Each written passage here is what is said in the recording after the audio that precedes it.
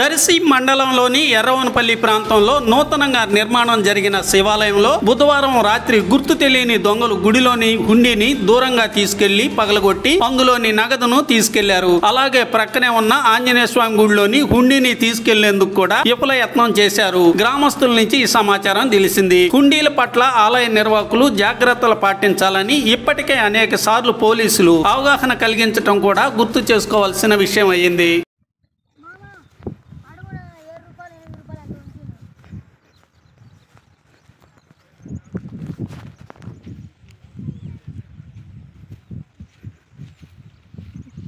ఓలే మొత్తం పగలగొచ్చింది.